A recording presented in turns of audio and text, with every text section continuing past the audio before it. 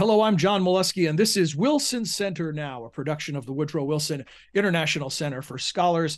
Today, we come to you with an update on the Russian invasion of Ukraine, and we have two great guests to help us sort things out. Joining us is Robin Quinville. Robin is director of the Wilson Center's Global Europe program. She spent more than 30 years as a U.S. diplomat, having served primarily in Europe, including postings with the Organization on Security and Cooperation in Europe and NATO. Also with us, Will Pomeranz, director of the venerable Kennan Institute, the oldest program here at the Wilson Center. Will has practiced international law both in the United States and in Russia, and he's the author of the book Law and the Russian State, Russian Legal Evolution from Peter the Great to Vladimir Putin. Robin, Will, thank you for joining us. My pleasure. Thank you. So, Will, let's begin with you. I want to ask you about sort of rolling back the clock to when the invasion began a little more than 6 months ago. And Russia, at least, believed that this could be a quick strike and quick control of Ukraine. That's not how it's played out. What else is different from conventional wisdom at the start of the conflict to where we are today? Well, I think the change of conventional wisdom was that Ukraine really couldn't defend itself, that it was, had problems of corruption, of various sorts of economic difficulties and so forth. It has gone through 3 revolutions since the end of the Soviet Union. And there was basically a perception that Ukraine would not be able to fight and to defend itself. And I think that was a surprise for the Russians. And I think it's been a surprise for NATO and the West. The ability for Ukraine to put up a major defense in light of what was perceived as a very formidable force of the Russian Federation, I think that has been really the change in expectations during these 6 months. And Will, one of the other talking points, or points of speculation probably is a better way to put it, early on was that Vladimir Putin did not expect unity from the West as far as a response. Absolutely not. And quite frankly, he really counted on that. He really counted on the fact that the West would not be able to put up a unified defense and support of Ukraine. And he based this on, 20 years in 20 plus years in office, that he's always been able to kind of divide the West and to kind of sow division within the allies and the NATO alliance. And I think that he thought that he could do the same this time, and that they would not hold. I think he thought they would not hold because he had a lot of cards to play, including the energy card, which we'll probably talk about later. But yes, I really do believe that Putin thought that this would be an easy victory and that the West would not really respond in unison. Robin, about that Western response and with Europe on the front line, is it surprising to see how the alliance has held? I don't think it's surprising, but it's worth remembering that for many of our allies, there was some question about whether or not Putin would really do the invasion in the way that it has happened. There were conflicting reports, and you'll have seen that some intel suggested this is really going to happen, and others were more doubtful about it. And so I think it's all the more remarkable that unity has held. And the reason is that this was a fundamental change of threat perception. To see the scale of this invasion, to read by that invasion what was planned. In other words, not a invasion in the area where there has long been a standing conflict in the Donbass, but rather a full-scale invasion that was clearly designed to change government and to take over. That changed threat perception in many European countries dramatically. And it enabled that unity, which we'd seen in sanctions in the run-up, but it solidified it. Why? Because it was a change to the entire structure, the rules-based order, the post-war security structure for Europe that our allies relied upon. And so that was the remarkable thing, and it was also the remarkable glue that has held this together. And Robin, we saw recently President Biden pledging additional support. Boris Johnson traveled to Kyiv and also pledged additional support. What can you tell us, looking across the European landscape, about levels of support, and can they be maintained, as this has now become a drawn-out war and not something that's over quickly? Well, certainly there is a belief that they should maintain their support for Ukraine, not just philosophically, but also with weaponry and with aid. Now, you can divide that up into several areas of work. On military equipment, much has been done. There's still much more to do, and you see countries grappling with how they can transfer military equipment to Ukraine. And some countries have been more nimble at this than others. It's also a test of the readiness of European military capabilities. And some countries have not necessarily achieved that scale of readiness that would have allowed them to transfer more military equipment to Ukraine early on. There are ways that they are trying to transfer some equipment, former Soviet equipment, from Eastern European countries and replace that with Western countries' equipment, and that is going forward. So I think that now is the hard part, because what was easy to do in the initial phases, what was readily available, has largely been done. Now what they're having to do is really look at what they have and try and arrange for that to go, and also to see what they can develop over time, and to do some planning among themselves. So that is important. When it comes to financial support and so forth, there have been pledging conferences, including in Copenhagen recently, but before that in Lugano. These were focused on different aspects, one military and one infrastructure support. And of course, if you go back to the G7 meetings, you see that there is also a pledge there for support for Ukraine. So it is a good trajectory. It's just harder. Yes. Yeah, thank you. Will, I want to ask you about the situation on the ground, and I want to, give the proviso to our viewers that it's a volatile situation. As we sit here and record this discussion on September 1st, there are reports that IAEA inspectors have arrived at the nuclear power plant. And so this is an unfolding story. It changes by day. But based on the longer trajectory, can you give us a sense of where things stand on the ground? How much territory does Russia control? How is the pushback by Ukraine going? What do we know at this time, at this date and time? Well, we know that the Russians have been able to take back some of the Donbass, especially the Luhansk district and some of the Donetsk district. Whether they have the manpower to hold them and the weaponry to engage in battle is uncertain. And I think what we've learned over the last 6 months is that this has become what was thought to be a blitzkrieg, a very fast military operation. It has turned into a war of attrition. And it is unclear who has the upper hand right now. Clearly, neither President Putin or President Zelensky is in a position to back down. So in light of those conditions, I don't see any room right now for negotiation or an early end of this war.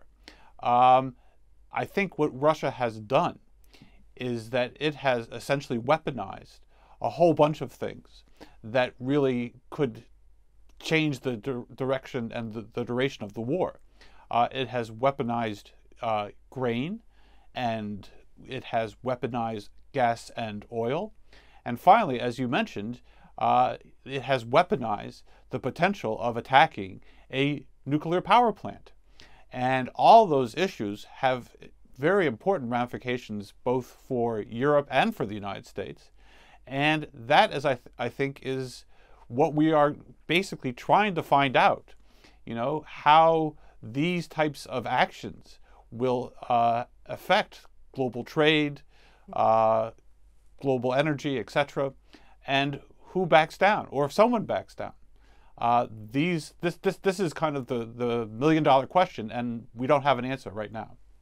Speaking of not having answers, we pride ourselves at the Wilson Center in doing serious analysis and not just shoot from the hip speculation.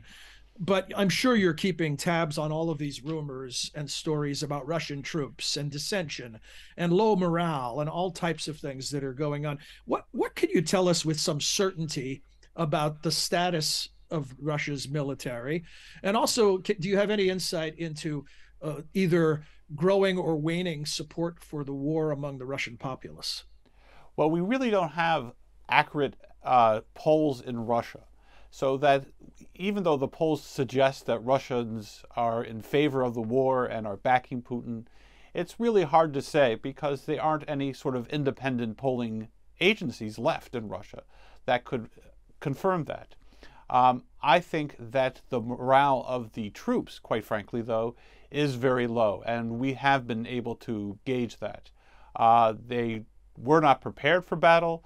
In many cases, they didn't even tell them that they were going off to battle. They didn't have the logistics. They didn't have the supplies. They didn't have, all the things that you need to go into battle. Because as we've suggested, Putin thought that it was going to be 3 or 4 days, and he would be in Kiev, and that wasn't going to be an issue. This has been a huge miscalculation, obviously, on Putin's part. We will see to what extent he's able to survive. But he has clamped down significantly on all levels of opposition and protest. So you shouldn't really expect Russians, if they could be given, a significant prison time, to go out into the streets. And there are rumors that there are something about 16,000 detentions already in Russia who have protested or announced their opposition to the war. So it's quite clear that the morale of the Russian troops is not very good. It's getting evident that he's running out of troops because he's actually had to call up more troops. Mm-hmm. And there is every expectation that they will not go through 6 months of basic training. They will go through about 2 or 3 weeks of kind of, here's your rifle, and they will be sent to the front lines. Will, there's something you just said that just is crying out for a follow-up. I can't let this pass. You said if Putin were to survive. So there are serious questions about whether he can remain in power? Well, I think historically, a failed military operation and a failing economy and a social crisis are some of the conditions that lead to a change in power. Mm-hmm. I don't know, obviously, if that's going to happen. Again, Putin has been very adamant and has put into effect a strong security operation to make sure that that doesn't happen. And at the present time, I would not venture a guess as to if or when that would happen. But the conditions are ripe for it. In the early 20th century, a czarist minister talked about the importance of a short, victorious war to deal with all the problems under the czarist system. If Putin thought that this was going to be a short, victorious war that would solidify his position, he has been severely mistaken. Robin, Will mentioned earlier sanctions and teed up the fact that we'd get into that later in the discussion. That time has arrived. We're in the fall, winter months are approaching. Talk about European challenges as it relates to gas and oil and grain and any of the other things that, as Will have put it, have been weaponized by Russia. Sure. This is what we're seeing is, of course, that Putin is using energy as a weapon without question. And this is a change because for many Europeans, especially in Germany, they looked at their increasing dependence on Russia for energy supplies as something that was a given. There had never been an interruption in energy supply during the Cold War. Why would there be in the post-Cold War era?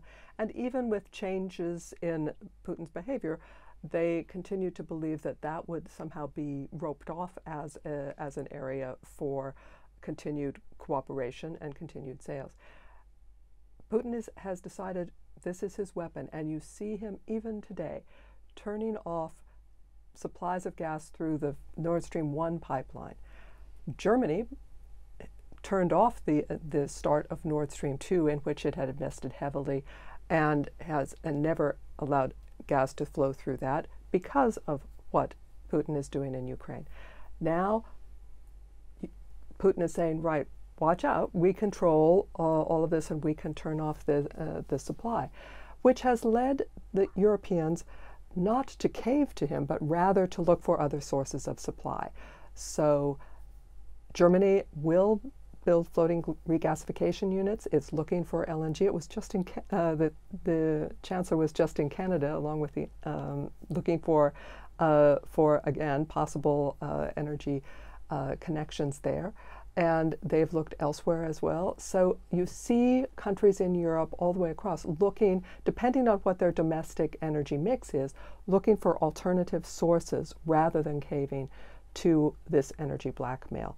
It will be hard. As an EU, they've had these discussions about how much they will have to reduce consumption over the course of the winter in order to make it through. Countries are looking at how much gas they have on hand and trying to ensure that their stocks are topped up before the winter months arrive. But it will be tough. And the interesting thing is that they're being honest with their populations about how tough this will be, and that there is still support for continuing to support Ukraine, even in light of what will be both price hikes and potential rationing. Will, the storm of sanctions, speaking of weather, how is Russia weathering the sanctions that have been levied against it by multiple nations? Well, that's a point of contention, as it were. Some people argue that sanctions are working, and they point to the exit of over 1,000 Western businesses from the Russian Federation, that they don't have access to chips and technology, and it will have a significant impact on the Russian economy. There are others who point to the essentially stable ruble and the ability of Russia to find alternative trade partners, India, China, etc., to suggest that maybe these sanctions are not as tight as we thought they would be when they were implemented. So basically, there is a debate as to whether we can really believe the statistics that are coming out of Rosstat and make an evaluation of the economy. But the kind of anecdotal evidence suggests that they are having, if not an impact to change Putin's mind, a serious impact on the Russian economy. There are shortages and there are sanctions, but there is no shortage of people fleeing the war, Robin. Can you give us some sense of how Europe is holding up to the influx of refugees from the war? They've done a remarkable job with this because they, I think, having learned from past migration crises, they saw that the number of people being displaced and becoming refugees from Ukraine, it was necessary for them to deal with this in a cooperative way. So they have allowed them to come to Europe. They have tried to facilitate their reception to ensure that they were able to work and to have health care and so forth from the get-go. And that was important for being able to absorb this and not have a population of people who were unable to earn their living and so forth. And I think what's interesting is that in doing that, they saw that potentially these were people who would want to return home once the conflict ended. So that makes this kind of decision making easier. But they are seeing it as part and parcel of the support for Ukraine and for its later reconstruction as a functioning state. They know they need to preserve that. There were also, of course, the dramatic stories of people as they fled and the cooperation between countries that were the initial receiving countries, and allowing these refugees not just to simply have to stay put where they are, but to go on elsewhere in Europe. So I believe there have been some lessons learned from past migration crises and a generosity toward the folks that have had to flee Ukraine, again, because that changed the threat perception, and therefore it changed the response. As we reach the conclusion of our discussion, first of all, I want to thank both of you for all this terrific information and updating us on the situation. But I want to ask both of you to respond to, something in the realm of speculation. I apologize, but what is your sense of where we stand in terms of the conflict? In other words, we went from what was a hostile invasion that was, as Will used the term, intended to be a blitzkrieg that would be over quickly, and Russian troops would advance on Kyiv, surrender would occur. None of that has happened. So where are we now? Is this a chronic occupier situation where this could drag on for years? And do you have any sense of what an end game could look like? Is a diplomatic solution still on the table? Where might this be headed? What will you be watching in the coming weeks and months? And I'd like both of you, if you could, to respond to this. And Robin, why don't we begin with you? Okay, no problem. This was always going to be the hard part, right? Right now, you're coming into a difficult winter. Countries across Europe are having to come to grips not only with the consequences of Ukraine, but with the heavy investment that they had made in support for the economy during the pandemic. So, and also the consequences of Brexit, which are only now being felt both in the UK and elsewhere. So this was always going to be the hard part, right? And with that, I think countries are dedicated to continuing to support Ukraine. They see that NATO also needs to change how it is supporting countries to the east, and that's happening. The EU has made decisions to offer candidate status to Ukraine and Moldova. In other words, Europe is actually changing the definition of itself, and in order to deal with this. So that argues well for the long term, but this will be the hard time when all of those challenges come together, and when it is winter and people will really face the economic consequences of this instability. So that's how I see this next period.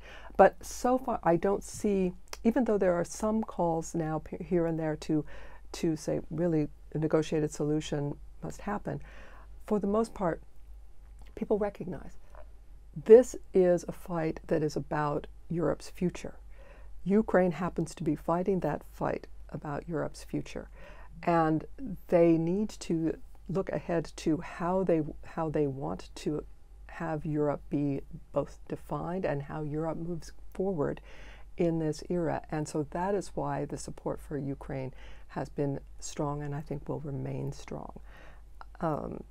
So I don't have a prediction on where the war will go, but simply to note that there is a recognition that there's no possibility of a negotiated settlement that does not meet Ukraine's needs. Mm-hmm. Thanks, Robin. Will? Well, Ukraine has a lot of needs, and from a negotiating standpoint, it has again and again emphasized that what it expects and what it wants is for Russia to leave all of its occupied territories. So that not only includes the Donbass, but it also includes Crimea.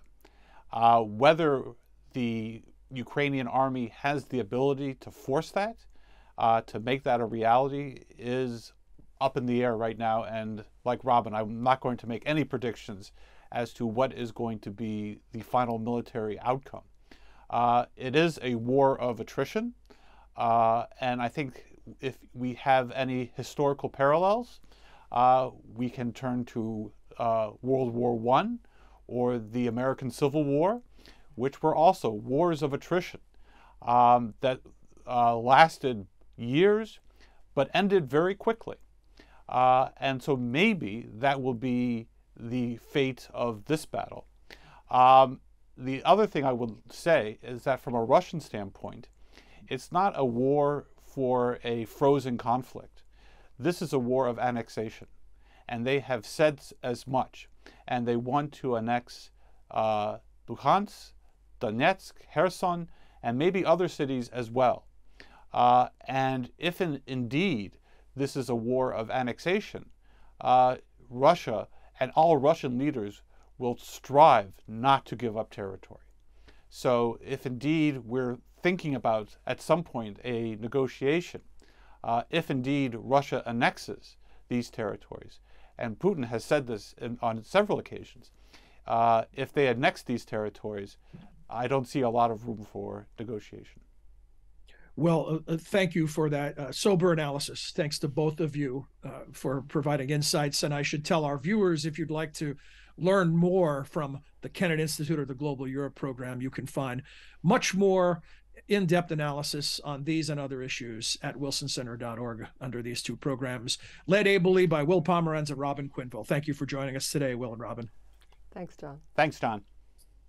And we hope that you enjoyed this edition of Wilson Center Now and that you'll join us again soon. Until then, for all of us at the Center, I'm John Molesky. Thanks for being here.